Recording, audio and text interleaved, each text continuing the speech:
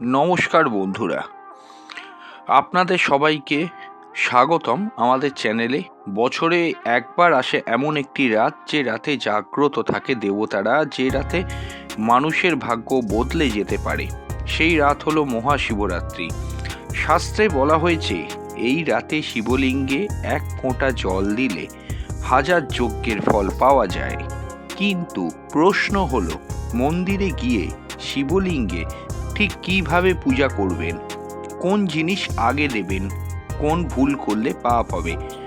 আজকের এই ভিডিওতে আমি আপনাদের বলবো সম্পূর্ণ স্বাস্থ্যসম্মত পূজা পদ্ধতি, মন্ত্র, শিবলিঙ্গের গোপন রহস্য, কি করলে ভগবান শিব প্রসন্ন হবেন। তাই ভিডিওটা শেষ পর্যন্ত দেখবেন, কারণ সামনেই শিবরাত্রি আসছে। আপনারা অনেকেই শিব মন্দিরে গিয়ে শিবরাত্রিতে শিবলিঙ্গে অভিষেক করেন, তাই এই নিয়মগুলি আপনাদের জেনে রাখাটা অত্যন্ত আবশ্যক। শিবরাত্রি মানে শুধু উৎসব নয়, এটি হলো চেতনার জাগরণের রাত। আপনার মধ্যে যে চেতনা, সেই চেতনা থেকে অবশ্যই কিন্তু জাগাবার জন্য এই রাতটা খুব গুরুত্বপূর্ণ। অন্ধকার থেকে আলোর মধ্যে যাত্রা। শাস্ত্র অনুযায়ী এই রাতে চন্দ্র থাকে দুর্বল, মন অস্থির থাকে, নেতিবাচক শক্তি কিন্তু বাড়ে।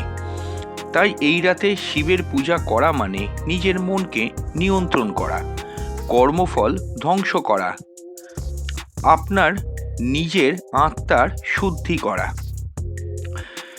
মন্দিরে যাওয়ার আগে কিছু প্রস্তুতি নেবেন। প্রস্তুতিগুলি হলো, প্রথম হচ্ছে শুচিতা, অর্থাৎ সকালবেলা শিবরাত্রির দিন ব্রহ্ম মুহূর্তে স্নান করুন, পরিষ্কার পোশাক পরুন। সাদা বা হলুদ রঙের পোশাক সবচেয়ে শুভ। কি কি নিয়ে যাবেন মন্দিরে? সর্বপ্রথম হলো গঙ্গা জল, দ্বিতীয় হলো কাঁচা দুধ, তৃতীয় হলো বেল পাতা, চতুর্থ হলো ধুতুরা ফুল, পঞ্চম হলো চন্দন, ষষ্ঠ হলো মধু, সপ্তম হলো ফল। প্রয়োজন হলে আপনি 5 রকম ফলও নিতে পারেন। শিব পূজায় সবচেয়ে গুরুত্বপূর্ণ হলো মানসিক প্রস্তুতি, অর্থাৎ আপনি পূজা করতে যাবার আগে নিজের মনকে শান্ত রাখবেন, অহংকার রাখবেন না। মন্দিরে প্রবেশের কিছু সঠিক নিয়ম আছে। মন্দিরে ঢোকার আগে প্রথমে নন্দীকে প্রণাম করুন, তারপর ভগবান শিবের নাম জপ করুন। ওং নমঃ শিবায় 3 বার জপ করবেন। এরপর শিবলিঙ্গের সামনে গিয়ে প্রথমে গঙ্গা জল ঢালবেন, কারণ ভগবান শিব আগুনের তেজকে শান্ত করেন। সঙ্গে ওং নমঃ শিবায় 3 বার বলবেন। এরপর দুধ দিয়ে অভিষেক করবেন। দুধ মানে পবিত্রতা, দুধ মানে মাতৃত্ব, দুধ মানে শান্তি। এই দুধ ঢালার সময়েও ওং নমঃ শিবায় 3 বার জপ করবেন। তৃতীয় হলো মধু, মধু দিয়ে অভিষেক করবেন। মধু মানে জীবনে মাধুর্য, মধু দিয়ে অভিষেক করার সময়ও ওং নমঃ শিবায় 3 বার জপ করবেন। চতুর্থ হলো চন্দন, চন্দন ভগবান শিবকে ঠান্ডা রাখেন। চন্দন দিয়ে অভিষেক করার সময়ও ওং নমঃ শিবায় মন্ত্র বলবেন। এরপর হলো বেলপাতা। বেলপাতা সবচেয়ে গুরুত্বপূর্ণ। 3টি পাতা একসঙ্গে দেবেন। একটির মধ্যে 3টি নয়, 3টি অখণ্ড ভিন্ন পাতা, যেটি একটি ডালেই 3টি পাতা রয়েছে। কারণ ব্রহ্মা বিষ্ণু মহেশ্বরের প্রতীক হলো এই 3টি পাতা।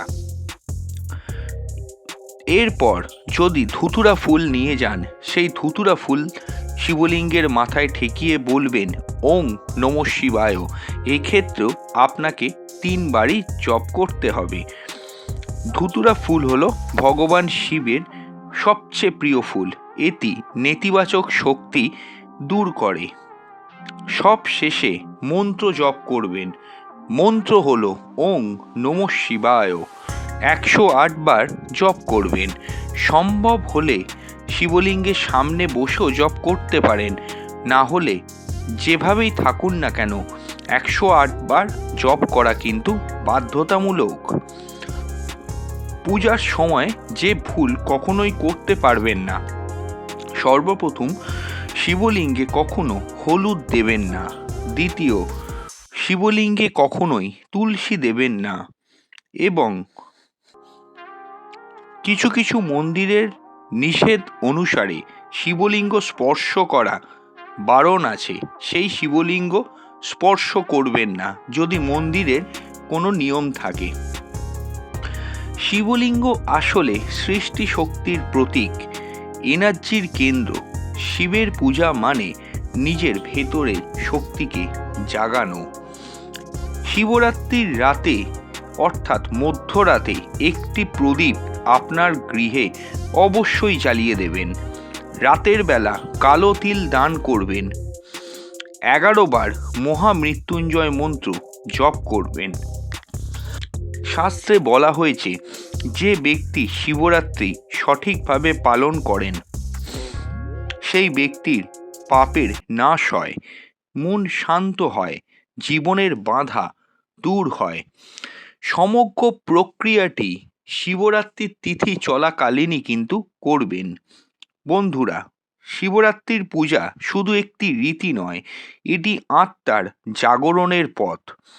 আজকের ভিডিও যদি ভালো লাগে লাইক করবেন, শেয়ার করবেন, সাবস্ক্রাইব করবেন এবং অবশ্যই কিন্তু কমেন্টে হর হর মহাদেব কথাটি কিন্তু লিখে যাবেন। কারা কারা শিবরাত্রি পালন করছেন সেটিও লিখে যাবেন। খুব তাড়াতাড়ি ফিরে আসবো আমরা নতুন এক ভিডিও নিয়ে। নমস্কার।